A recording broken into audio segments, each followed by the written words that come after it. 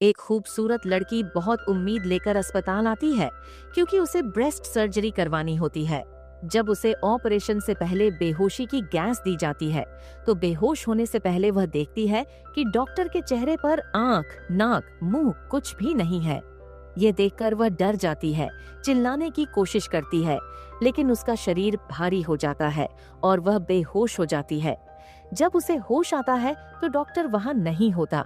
जैसे ही वह उठने की कोशिश करती है, अचानक कोई उसका हाथ पकड़ लेता है। वह देखती है कि कुछ लोग हैं जिनके शरीर पर पट्टियां बंधी हैं और वे बहुत डरावने दिखते हैं, जैसे उनकी प्लास्टिक सर्जरी खराब हो गई हो।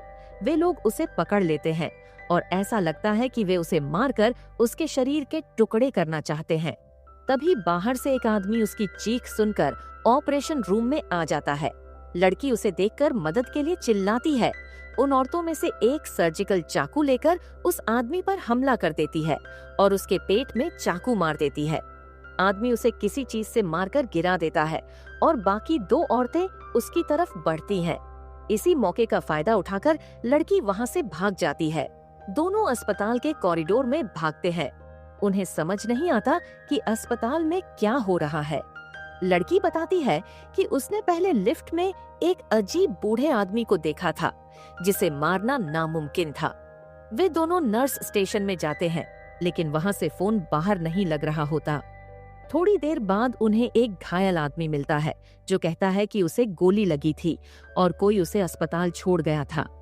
अब वे तीनों मिलकर अस्पताल से निकलने की योजना बनाते हैं और अपने बचाव के लिए सर्जिकल चाकू उठा लेते हैं।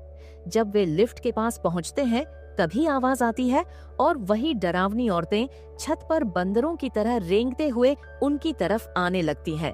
वे लोग डरकर लिफ्ट की जगह सीढ़ियों में भाग जाते हैं।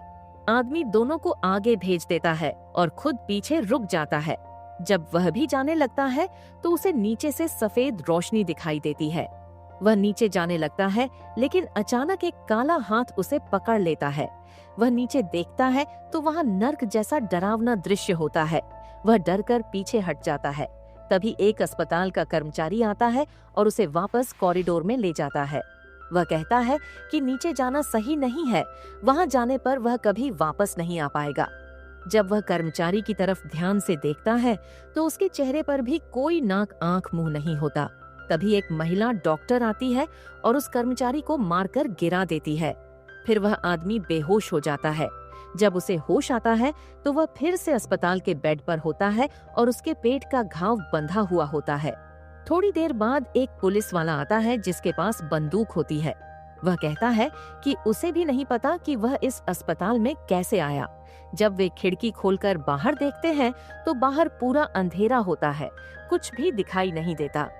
पुलिस वाला बताता है कि वह एक दुकान पर गया था जहां उसे लगा कि एक आदमी लुटेरा है, इसलिए उसने उसे गोली मार दी।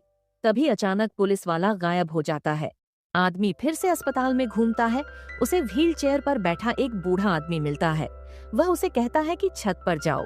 तभी महिला डॉक्टर आती है और कहती है कि पहले नीचे जाकर अपने साथियों को ढूंढो। रास्ते में फिर से वही अस्पताल कर्मचारी मिल जाता है और उसके साथ एक छोटी लड़की होती है। लड़की ऊपर की तरफ इशारा करती है और अचानक लाइट फट जाती है। लड़की उसके पास आकर बचाओ बोलती है और भाग जाती है।